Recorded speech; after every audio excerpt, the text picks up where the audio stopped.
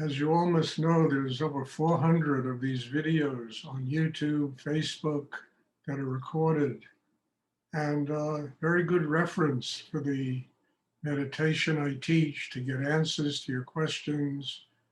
And just the Shakti that comes off of them is very good to sit for a few minutes and just get your minds quiet and go a little deeper inside yourself. Does anyone have, that's why the questions are great, because they not only add a dimension to the class, but it's possible to go back to that section of the class and, you know,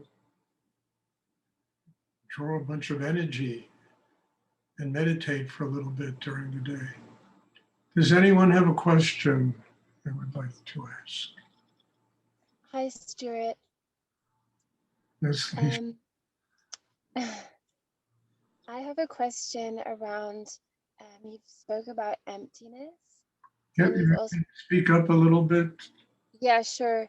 You've spoken about emptiness, and you've also spoken about self-worth. And About, I feel what was the second thing? Emptiness and self-worth. software? Self-worth. Does that make self-worth? The worth of yourself. Oh, okay, self-aware. Okay, all right. No, self-worth. Self-worth. Worthiness. Okay, Yeah. gotcha. So my question is, and I feel the truth of both emptiness and self-worth, and my question is, they're seemingly a paradox. So how do they both exist together? Well, they're not in any way contradictory to each other or a paradox. I mean, how do you really get self-worth if you're full of ego, you're full of tension, neurosis, anxiety, all your problems, your fears? You understand? You really take yourself apart, and you can't experience your self-worth. When you begin to transform and empty yourself of all of those obstructions, you arrive at a place where your heart is open, there's love inside you, the energy of God, spirit can nurture you inside, and there's self-worth. You arrive at a place, I mean, self-worth, the very essence of self-worth is the ability to love oneself, also to love other people and to have compassion in your life. And how do you have that if you're full of all of that stuff? If your ego is trying to take the world apart and dominate the world, or your ego is so weak that everything intimidates you, it's impossible to have self-worth if you live that way. The purpose of the meditation is to transform all of these obstructions into an open heart, into foundation, into a quiet mind, into joy, into love, things I talk about all the time.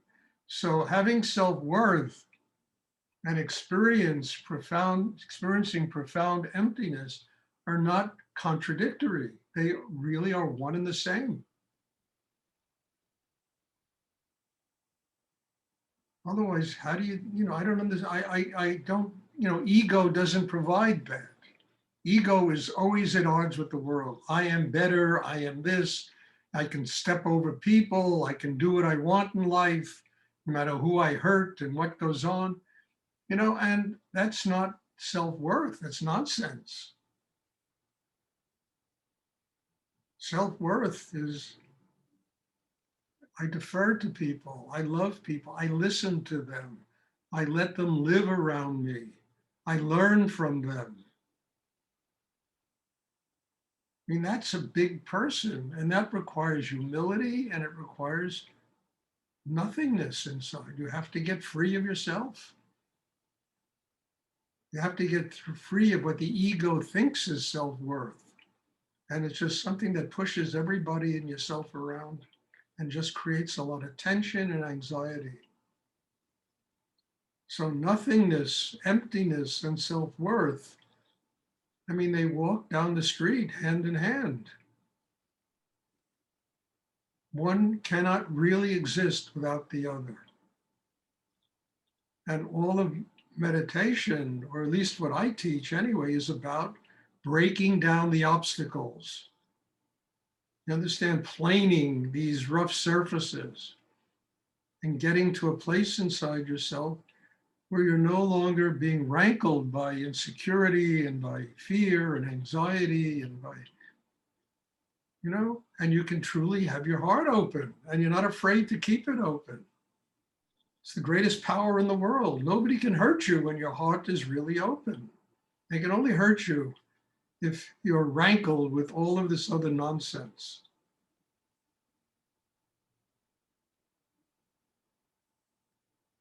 Now, this is not easy to do. I never said it's easy to do. It takes work and time and patience and, and above everything, an internal need to have a spiritual life. And this is not easy, but it's certainly worth the effort because it truly is the path to freedom. It's the path to God. It's the path to having a happy life and living a wonderful life.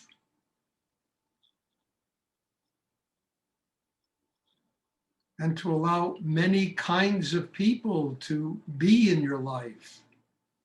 Not just, I somehow can relate to this person, that person, there's so many different people in the world and every one of them has something to teach us.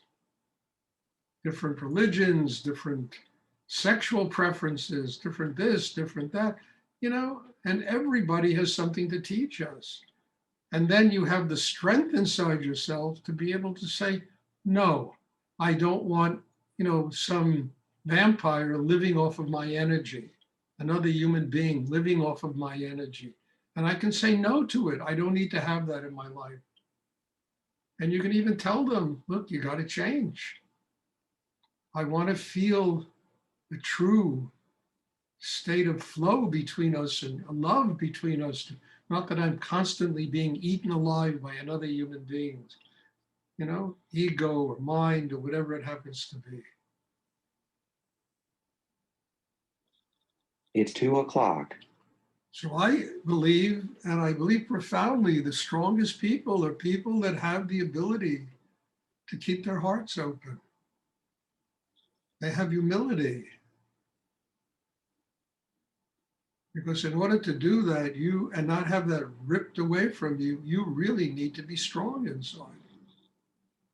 To be able to live here as a child of God and to succeed in the world and to enjoy all the benefits of life, financial and relationship-wise and family-wise and everything else, you truly need to have,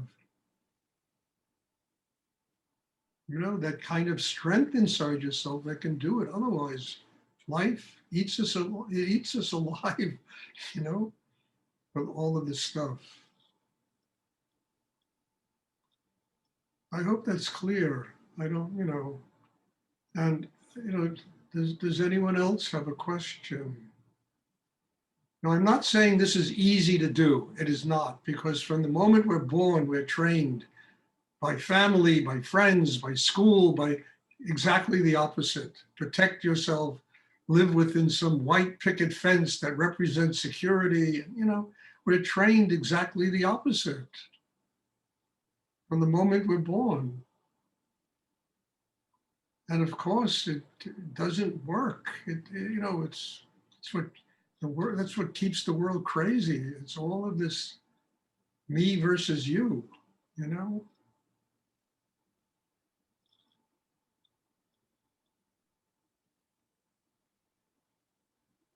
Instead of life itself, as I've said 1,000 times, becoming the guru. And then you listen to people, you listen to life. It teaches you about yourself. It becomes one's friend instead of an enemy. You have to be fairly empty of yourself to be able to do that, so that you're not sitting there in conflict with life. You listen, you learn, you grow.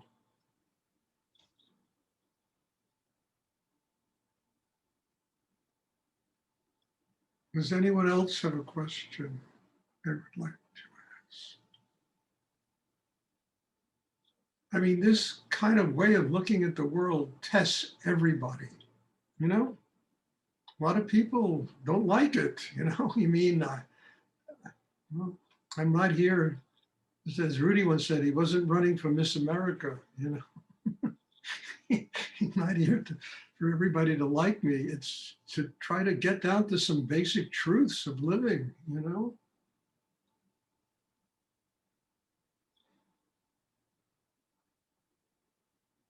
Does anyone else have a question they would like to ask?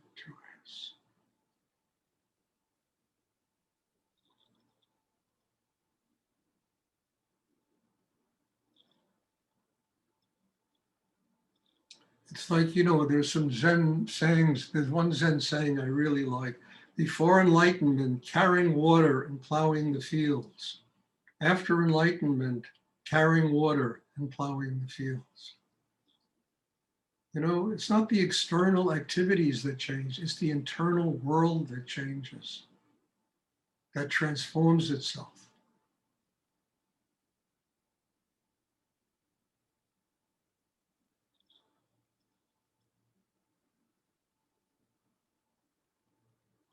Before enlightenment, we're full of ourselves. After enlightenment, we're empty. There's nothing except love, you know, and consciousness.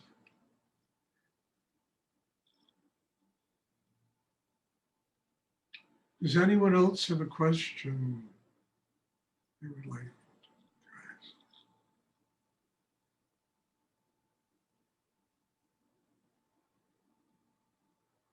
You know, I once had a very wonderful Zen painting in the gallery that I owned years ago. And it was just a painting of like a stick, you know? And then there was calligraphy on either side. And it says, and the calligraphy said something really extraordinary. Those who are on the path, those who are not on the path get hit with this stick. And those that are on the path get hit with this stick, you know? And it was so profoundly true because we always have stuff. We're always being hit by some kind of stick.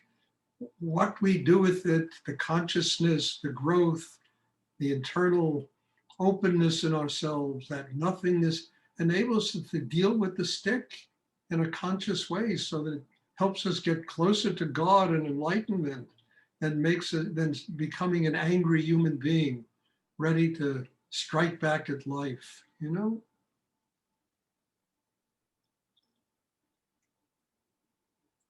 So it gets back to a simple thing. We all need to build ourselves. That's what these classes are for. That's all they're for. They're not here for me to be a guru, a teacher. They're here for each and every one of us to go through the transformative act of building ourselves and getting closer to enlightenment. Does anyone else have a question they would like to ask?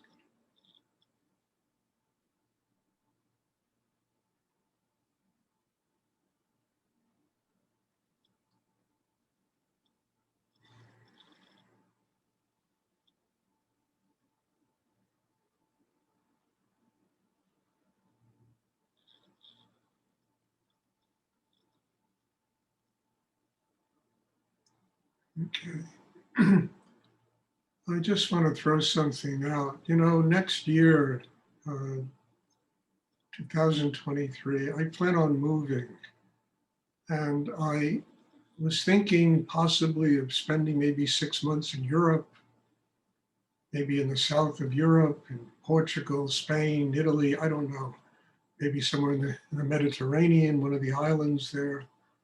And I'm just throwing this out because maybe somebody has some ideas or, you would know about this and I'm trying to find a place that I can live within my means without having to start another business. I'm too old for that.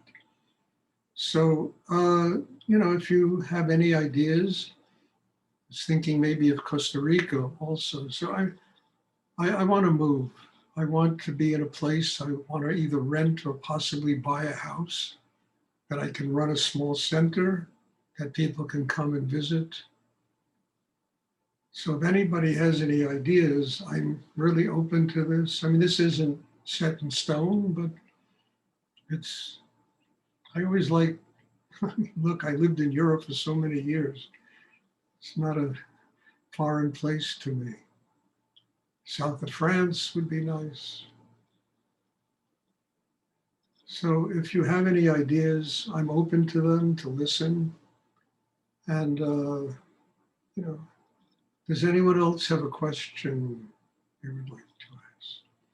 I mean, I could always do this. You can do Zoom from anywhere in the world. You just need Wi-Fi, So this class will just go on no matter where I live, This class, and there's one in the Americas I do, will go on no matter where I live. Although honestly, I would prefer in-person classes, but in today's world, it's impossible to do with all this illness and, COVID and monkey, whatever it is, and monkey virus. It's nonstop endless, Insanity with wars going on. And, what's going on today is beyond all human comprehension. Does anyone else have a question they would like to ask? Okay, there'll be yes. Oh, well, I just wanted to say that I'd be so happy if you were in Europe. I would so love to come to in-person classes on as much as possible. It would be amazing if you were over here. Let's see what's going to happen. No promises, but we'll see what's going to happen. I mean, I frankly can live anywhere. It doesn't matter. It used to matter. Now it's like, yeah. In Italy, I live in Italy, and in Italy and in Portugal as well, the properties are very, very, very cheap to buy. Yeah, you can buy a house for €1 there. I was reading. You can, yeah. Cheap. Well, we'll see. We'll see what you can find, okay? We'll find something. Okay, well, God bless you all, and thank you. And as I say, I am not, you all are my teacher. Bless you. Thank you for being here, being part of this. And there'll be a class on Tuesday, and I'm looking forward to seeing you all. Thank you. Thank you. Thank you, Stuart. Thank you.